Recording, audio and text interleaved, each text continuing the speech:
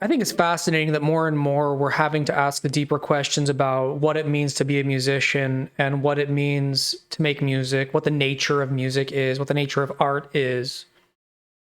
Clearly, this is being greatly challenged by artificial intelligence and what that means for creativity.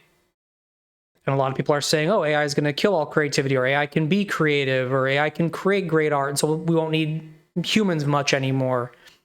There's so many things wrong with that. There's so many misunderstandings. And I wanted to zoom in on a very interesting take from the commentator Matt Walsh on this. And I think it's really worth taking a listen to what he's got to say. So let's take a look. It was right in front of your face, and people tried to warn you about it, and you were too stupid to listen to them. And so now here we are. Look, I mean, there are 2 points here that should clarify things for us. And number one, if we want to try to illuminate the problems here, number one, art is an essential aspect of human existence. Human beings have been creating art since the beginning of civilization, since before civilization. It's what makes us human. You know, it's what separates, one of the fundamental things that separates us from monkeys and lizards and birds is that we are the only creatures on the planet, the only creatures in the universe, so far as we know, who create art. Why do we do it? Well, we do it because we have souls, because art comes from the soul. It speaks to the soul. A world without any kind of art, a world devoid of art, is a soulless, ugly, black void of a world. Art. So point number one, we got to keep in mind, art is a uniquely human phenomenon, much the same way that language is. Well, language is a shakier one. I remember being told in a linguistics class at UC Berkeley that humans are the only animals capable of language. And I thought, well, what about animals communicating and this kind of thing? And let's just say that didn't go very well with the professor at that time. But I mean, clearly the kind of something about language is unique to humans, and art is clearly a very human phenomenon. So we got to take it seriously. It's something that makes us uniquely the kind of animal that we are. Art brings joy. It brings beauty. It gives our lives meaning. It reveals the meaning in our lives. We create art because we're human. And therefore, a human society without art is not really a human society. It is an unhuman and an anti-human society, which means, therefore, that AI art is not art.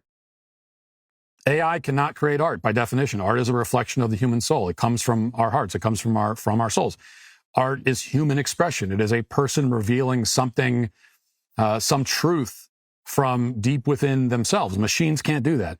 Algorithms can't do that. So he said the thing. He said the thing. And it's the thing we're going to all have to contend with practically as far as we can see into the future here. He said the thing, and the thing he said was AI art is not art. You say, oh, but I like it. It sounds cool. Yeah, but what is it? Does it qualify as art? Does it qualify as this human expression? And here, Matt Walsh is like, no, that's not art. Whatever it is, it's not art. Let's see where he goes with this. Algorithms have no interior life. They have no soul. They have no emotions. So they can't make art. But what they can do is produce something that simulates art. They can produce a mimicry of art. And we're going to get to a point where that's all that exists. And the thing is that when we get to a point where it's like 90% of the top songs on the Spotify charts or where at Billboard or anything are AI generated, well, none of that is real. It's like, that's not real. So you listen to it, it sounds like art, but it's not really. And so you don't get any of the benefits that you get, any of the human benefit that you get from consuming, engaging in art. And at the same time, it cheapens all of the real art that still exists. So just on that last point, I will add some nuance to that. is that situation where, so he says, well, look, if 90% of the art on the top, 90% of the top performing music on Billboard is AI generated, where are we at? And I would say, well, what has it been for the last 10, 20 years? Because a lot of the best performing music is like 10 guys in a boardroom going, what's going to perform best next quarter? Let's hire 10 songwriters to make it. Let's dress this person up like they're a musician. Let's auto-tune it and fix everything and, you know, make it as cliche as possible to fit within 3 minutes or 3 seconds on a TikTok swipe. That seems to be getting pretty far away from something essential. All AI is doing is kind of encapsulating that into just being able to press a button with those requirements instead of having to, you know, debate about it in the back rooms of Universal Music. So we're already post real music. And that's why this transition to so much AI music is that much more concerning, because it will practically feel like nothing happened. You're replacing the slop at the top with new slop generated by AI, and the transition will be completely seamless. So he's right to be concerned about this, but I think the problem has been existing for several decades. Like the moment that AI can take over and just do this, that you can go to you can just plug a prompt in, make me a 60s folk anti-war song, boom, spits it out in half a second. Well, the moment you can do that, it cheapens the whole art form. It cheapens and devalues the whole art form. So I got to stop it again, because does it cheapen it? So there's already 100,000 songs going up on Spotify every day. Maybe it's closer to 150 now. About a third of those songs are fully AI generated. We can imagine in a few months, it'll be like half the songs fully AI generated. It was already cheapened as an art form. And so when you create this bifurcation between AI generated and not AI generated, you're actually creating the contention that the human-made music has some special value if we can properly label things. You're getting GMO and non-GMO. You're getting organic and conventional. You're getting the real thing versus all that AI stuff. So you might be forced to hear AI music when you're in a shopping mart, you know, a grocery store or whatever. You know, you might be just passively being fed that on the radio. But when you choose to listen to music, can we create a culture where it's like, I want to hear the human creating real music? And so in that way, it creates special value around the human created music if we can properly label things as such. And then you have, you know, kids. It's like we've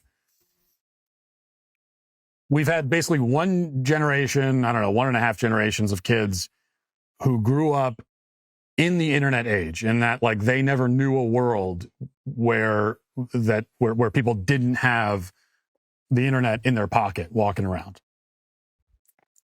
And you look at what that's done to that generation of kids, how screwed up it's made them. Well, now we're going to have a generation of kids who don't know a world without AI. Like AI is just going to do everything. They're not going to know what it's like to not have that. Are any of those kids going to bother to like pick up a guitar or sit down at a piano? Are they going to bother to learn how to sing, learn how to create music, when they could just quote unquote create it by plugging a prompt in? Probably not. So that's what. Well, we don't know. I mean, it's an interesting hypothesis that less people will be playing musical instruments. That might very well be the case. It also might be the case that the way they learn the instrument's going to change, and how it influences them will change. Because maybe, you know, you grew up in, you know, the Appalachian Mountains, you know, 30 years ago, and that's the kind of music you heard, and that created the kind of musician that you are after learning the guitar or the banjo in that scenario.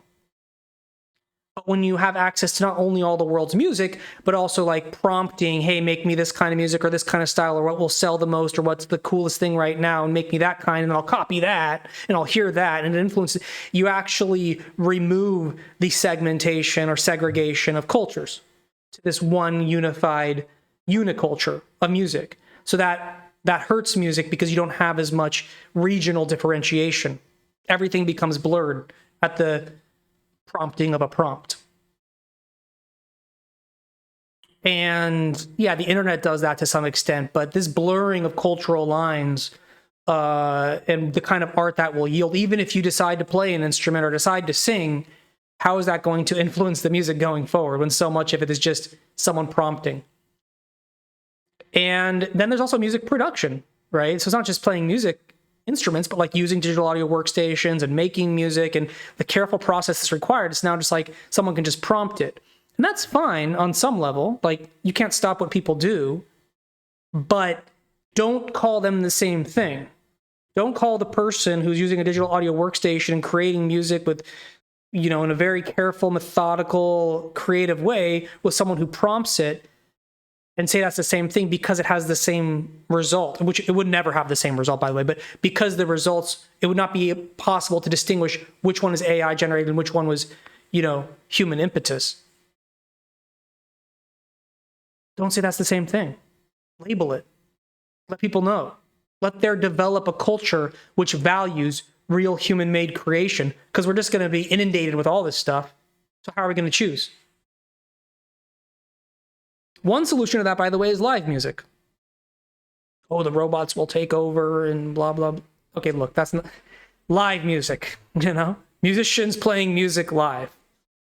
It's not a small point. That's how music was done since forever, thousands of years prior to the advent of recorded music. That's what music is, essentially. It's a live expression between humans creating and humans experiencing in close quarters.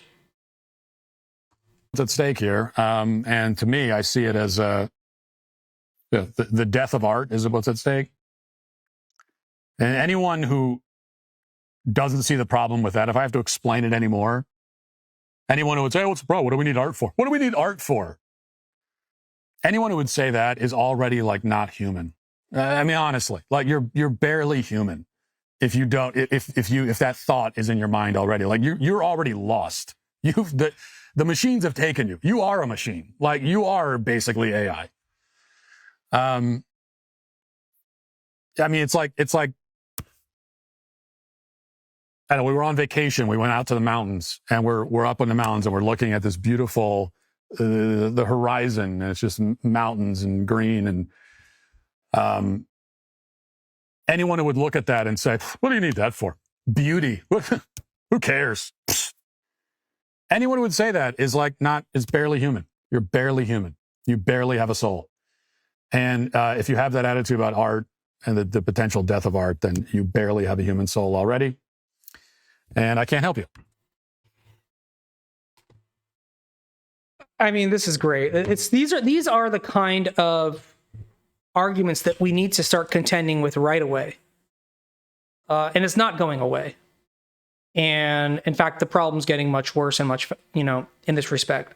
So, and I think he brings up a really intelligent point here, which is there's only so many arguments you can contend with, I can show you why human-made art is better than so-called AI art, which obviously is from human ingenuity, so it's hard to remove the human from that equation.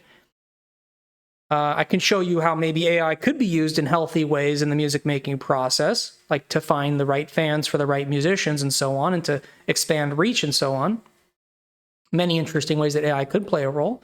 You might be able to have a limited use of AI in music creation, music production that is helpful to some artists as well. I mean, it runs the gamut, but fully prompted AI music, usurping actual musicians learning and enjoying and making music, it's inconceivable. And his last point is just so crucial. Like, there's only so many arguments you can fight. There's only so many battles you can fight. Pick your battles, right? And he's like, if someone's just like, oh, it doesn't really matter, what's the use of art, what's the use of beauty, who cares if it's not a human in the loop, who cares if it's like, what's the point of even debating that? Like, okay, if you want to live in a world where, you can enjoy music without humans being involved, all right, but like, that's not the same world I'm in. That's not what I'm trying to do. If you don't appreciate beauty, if you don't appreciate the nature of art, at some level, I can convince you and try to show you, you know, why you're wrong. But at some level, if you're just like, it doesn't matter, I don't really care. Look, I'm a musician now because I can do a 1-sentence prompt. Look, that other person's a musician because they can do a 1-sentence prompt. If you're not able to discern, if you don't have a healthy level of discrimination, there's nothing I can do for you. All I can say is I'm going to be playing in the sandbox with people who do have that discrimination. That sensible awareness of what is human and what is valuable and what is beautiful. And if you want to play in another sandbox, by all means. But we're not going to be playing in the same world in that case. All right. This is the Marc E. Moglen Show, signing off.